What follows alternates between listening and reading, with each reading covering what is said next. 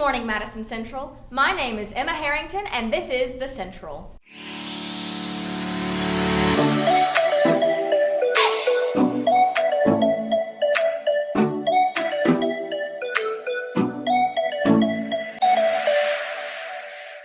Today on The Central, we take a look at a monumental event for Mississippi. Two museums, the Mississippi Civil Rights Museum and the Museum of Mississippi History, recently opened their doors to the public. JNN sent a crew to the scene to check out the historical opening ceremony.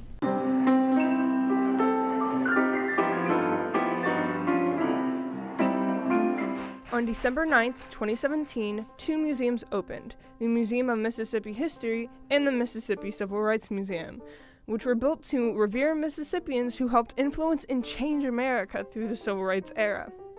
Many people came to see the ceremony of the opening of the museum, while others came to protest President Trump. Are you a protester, anti-protester, or what? I am a protester. And what are you doing out here today? I'm protesting the president coming to the opening of the Civil Rights Museum. Yeah, I'm a protester. And where are you from? Bethesda, Maryland. And what brings you down here? I'm driving across the country with my dog. And what exactly are you protesting today? I'm here as a protester against the current administration, both the federal and the state. And I'm also here to support our new museum. And can you explain what your sign means and what it says? It says Trump does not care about human rights, much less civil rights. And what do you mean by that? I mean that he doesn't care about the rights of women, the rights of black people, and for him to be here at the opening of the Civil Rights Museum here in Mississippi, with the state with the worst civil rights record in the history of America, it's a slap in the face of those people who fought for civil rights. And just heard that President Trump was going to be here, and I thought it was really wrong. If you could say something to Phil Bryant or Donald Trump right now, what would it be? Well, I would say something to our governor, and I have to ask him, I would like to ask him, is he that obtuse or is he that intentionally cruel? And I have nothing to say to that other man. Always interested in civil rights history, and I've been to two other civil rights museums. I just couldn't believe that he'd be here for the opening of this one. So what's your name? Philemon Williams. And you live near Madison. Stay right in Madison. It's wonderful. So you're a Trump supporter. How long have you been a Trump supporter? Ever since before he was president. Wow. So have you been to all three of his rallies here in Mississippi? Yeah, and more, out of state. I've been there. So you've been to the Madison Central rally. Yes, I was there. Did you enjoy it? Loved it. Great. Many people gave speeches, including Medgar Evers' wife, Merle. I personally see negatives as a challenge to eradicate the evils of hatred, prejudice, racism, and the strength to find ways in which to fight that. These two museums share the stories of the Mississippians and how they performed a movement that would change the world. The museums accurately depicted what happened during Mississippi's darkest time. This allows our modern generation achieve a greater understanding of Mississippi's vast past. Here at Madison Central, we care about students of all ages, including our younger Jaguars. Each year, the seniors at MC head to Jag Zone elementary schools to help further their education in a program we call mentoring. Let's take a look in the mind of the mentors.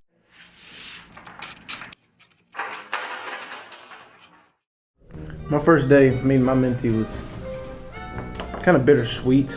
I don't think he accepted me at first off. This little kid popped up and his hair's sticking up right here. Every day his little hair sticking up right there. And he came ran and hugged me. He's like, oh, I wanted to get you. It's getting better each day. I'm starting to get fist bumps. Okay, hey, what's your name? He goes, my name is Tristan Michael Wagner. This is pretty sick. Mine was he said when the first time he saw me, he thought I'd be mean. Because I got all this facial hair on my face, so he thought I'd be mean. But later on in the week, he was like, you're not mean, you're nice. So I'm walking the library and I was like, I know that kid's gonna be my mentee because he's wearing a camouflage jacket. We definitely get along. He really likes me for sure. But he likes to test me a lot. She writes me a note every single day before we leave and says just have a good day, and she's glad I'm her mentor and stuff like that. Sometimes he wants to play a little too much, so I gotta make sure that he knows when it's time to work and when it's a time to work and when it's time to play. But yeah, we get along fine. Yeah, me and Jaguar get along very well. We always like playing and doing fun little things. And she thinks she's smarter than me, but she's not. Sometimes. She might be. We have our own handshake. It's just a standard, dap it up, but nothing special. There's this one kid in there named Nick, and this man came up to me one day. He's like, "Hey, this is my girlfriend." I'm like, "Oh, cool." And then a little bit later, a different girl came to me and said, "Yeah, Nick's my boyfriend." And I was like, "Wait a minute." And I talked to Nick. Apparently, he's dating every girl in the class but like one. They just want to like jump around and like not focus. But like every day when I walk in, like 10 of them get up and give me a hug, and they all get in trouble because they're getting out of their seat. The first day of class, I like got a pencil, and I was like, I like turned sideways, and I was like, and it like blew his mind. Like, so he's like a first grader, but he's like the age of most kindergartners. So I guess like cognitively he's not like developed. So like I don't know, but he thought like I actually ate the pencil for a minute, and it like blew his mind. And so now every day he'll like, I'm eating the pencil, but he doesn't get how it works. Like you have to turn sideways, so he'll just like look right at me and just do this. And like I obviously see it.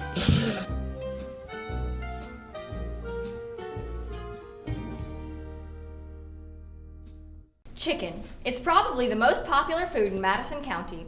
Certainly the most popular at MC. Our JNN staff hit a few area eateries to see what all the ruckus is about. The ChickfilA here in Madison is among the busiest in the nation. So busy, they had to add a second drive-thru. So why do Madisonians have such a big obsession with this fast food restaurant? We interviewed employees and customers to get a better look at ChickfilA Madison. I chose to work at ChickfilA because I've always been very satisfied with the way that I'm treated here as a customer, as a guest, and I enjoy the food for sure. So when an opportunity came open to work with ChickfilA, I took it, and I've been very happy here.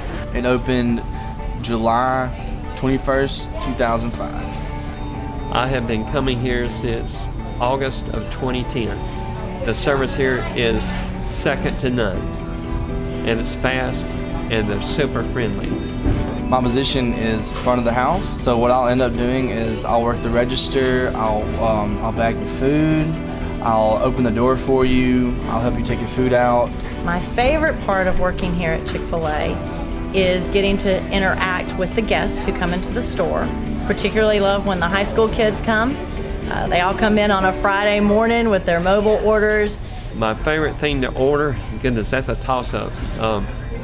I love the grilled chicken sandwich, and I love the grilled market salad. I really enjoy working here. It's a good atmosphere. Everyone's nice and kind. We have some of the best team members working here. I would definitely call the employees at ChickfilA a family. These team members are a family.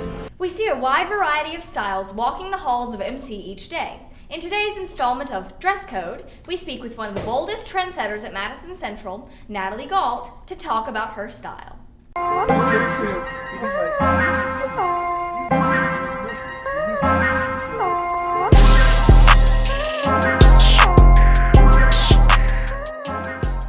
Hey, it's Courtney. On this episode, we're here with Natalie Galt, a junior from Madison Central. She's going to talk about her clothing.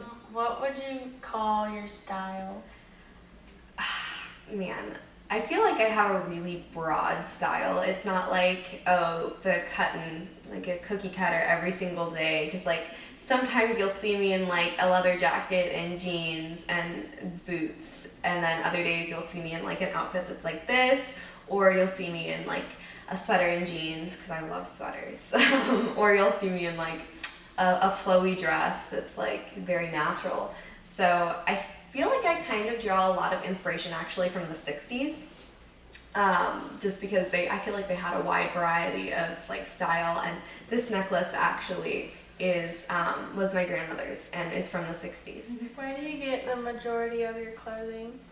Well, I operate off of a pretty strict budget, so that does limit me a little bit, but I feel like that also kind of fosters creativity and makes me work more with what I already have in my closet. Like putting different things together. I shop a lot at thrift stores, and eBay is great for shoes because shoes are like so expensive.